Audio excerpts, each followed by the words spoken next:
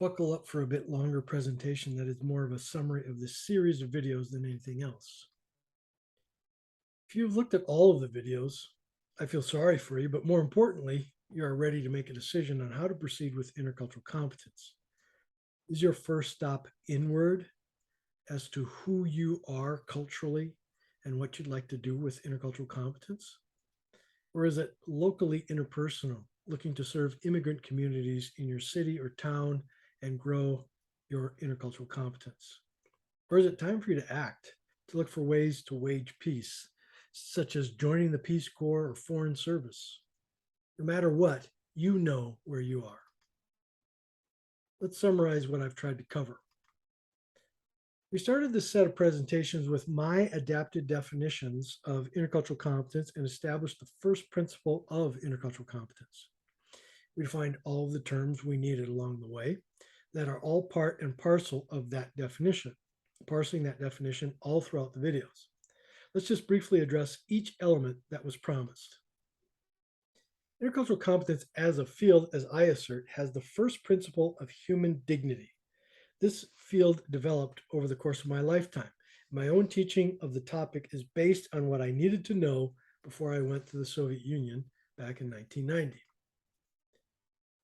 We define culture, and you are encouraged to define it for yourself. We define lots of other things too. But towards the end, we looked at social value patterns and explored them as dyads to help us mitigate conflict. We defined intercultural competence for ourselves too. Here's mine again, just so you can suffer my wrath and retribution appropriately. Feel free to pause it. We defined intercultural spaces, not cross culture, which exists between two cultures and has particular knowledge and skills as the basis of competence, but that space between three or more cultures where neutral interculturally competent behaviors are necessary. Cross-culturally competent behaviors are specific and determined by the context. Interculturally competent behaviors, because it's more simply more than two cultures in interaction, must be more neutral and are less prescriptive as a result. And what is the knowledge base of the knowledge, skills, and attitudes definition of intercultural competence? Well, it's all the useful ways of analyzing what is going on in intercultural conflicts, which we are bound to encounter in our day-to-day lives in a multicultural society or in our sojourns among culturally different others. This listing note is the knowledge-based summary of many interculturalists working in the Western Hemisphere. This listing is also the result of years of dialoguing with my students as to what is the best terminology to use, the most useful. And yet still, who cares? What does this mean to my life?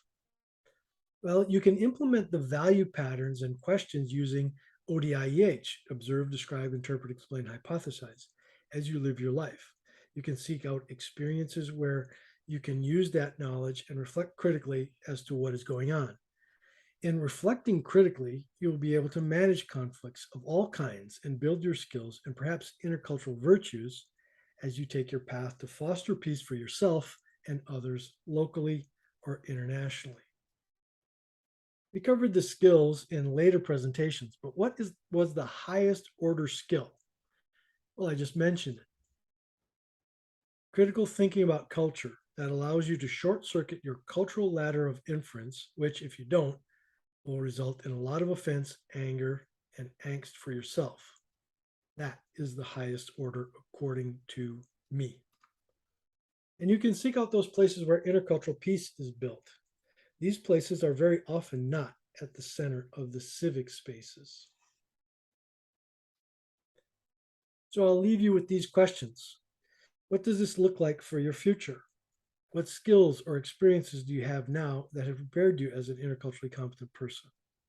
What of those skills goes into a resume of your intended profession?